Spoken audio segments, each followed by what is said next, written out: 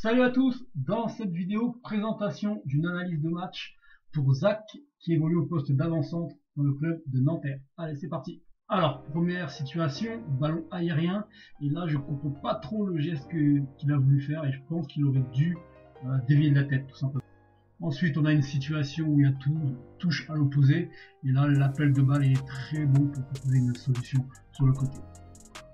Ensuite, donc il y avait plusieurs solutions, une solution en retrait là, qui a été très bien aussi, et la solution de percuter de dribbler est bonne aussi.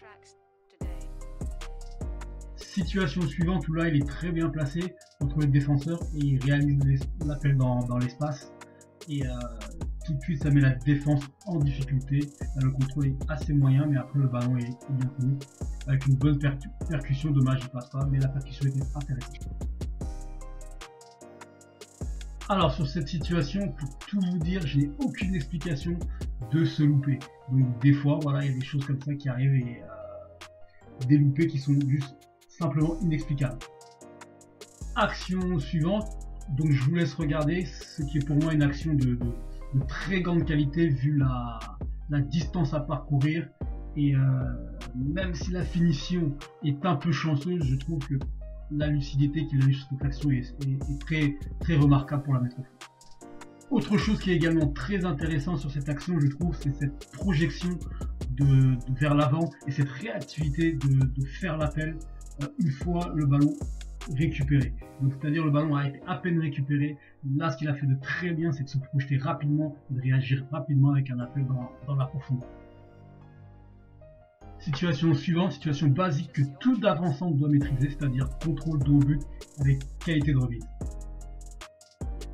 Nouvelle situation particulièrement très intéressante, notamment dans la manière où il passe l'épaule exactement au moment là devant le défenseur. À partir de ce moment-là, le défenseur est battu, ne peut plus revenir. Je pense malgré tout qu'il aurait dû appeler son coéquipier pour le forcer à faire la passe et ne plus avoir qu'à pousser le ballon au fond des filets. Encore une fois, un très bon appel dans l'espace entre les deux défenseurs centraux qui les met constamment en difficulté, et là également c'est très intéressant, en passant l'épaule devant le joueur, le défenseur ne peut plus intervenir. Et ensuite la qualité de passe qui est vraiment très bien jouée.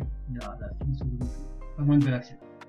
Et une nouvelle fois, pour vous prouver que c'est compliqué pour les défenseurs de défendre quand un attaquant appelle dans le dos, observez son attitude.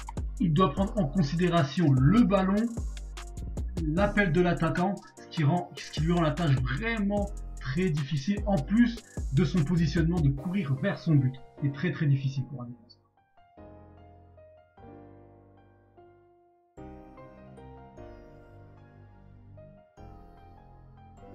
Nouvelle situation de jeu, comme je vous ai dit tout à l'heure, une situation vraiment que tous les attaquants doivent très bien maîtriser.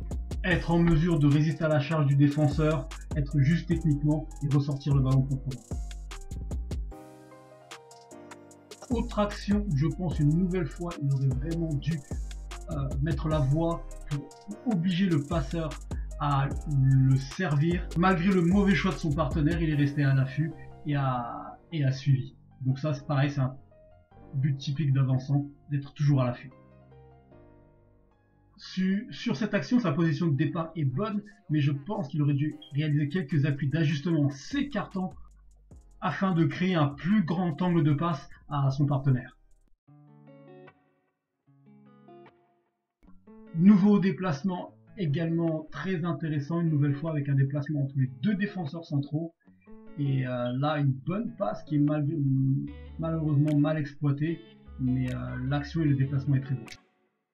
Une nouvelle fois, ce problème de communication où je pense qu'il doit être servi dans cette zone-là, pour n'avoir plus qu'à la pousser, comme tout à l'heure, malheureusement il ne l'est pas. Et la fin de l'action, je pense qu'il doit mieux faire avec minimum le cadre.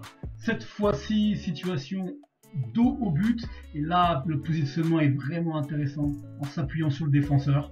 Voilà, le contrôle est pas mal du tout, la remise est pareil, très bonne pour l'ailier qui est débordé.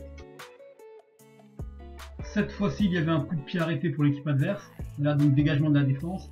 Et là, très bon jeu, très bonne maîtrise technique, même si je pense que là, il aurait dû le servir tout de suite et pas rajouter une touche supplémentaire qui va le mettre en jeu. Mais malgré tout, l'idée était bonne. Nouvel appel de qualité qui va mener à son troisième but avec ce qu'on appelle un appel de balle en arrondi. Et par la suite, la première touche vers le but est très bonne. Et après aller fixer le gardien avec un plat du pied premier poteau qui lui laisse vraiment aucune chance. Vraiment bien joué. Et petite parenthèse hors match, ça c'est un mouvement qu'on avait travaillé lors de nos sessions, un des nombreux mouvements qu'on a travaillé lors de nos sessions. Et ça fait toujours plaisir de le voir reproduit en match officiel.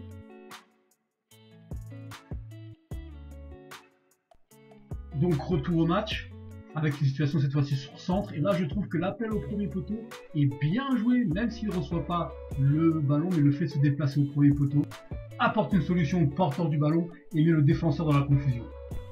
Voilà, je vous remercie d'avoir regardé cette vidéo, j'espère qu'elle va vous aider à progresser sur votre jeu et surtout à comprendre l'importance d'analyser ces matchs. Merci à tous et je vous dis à très vite.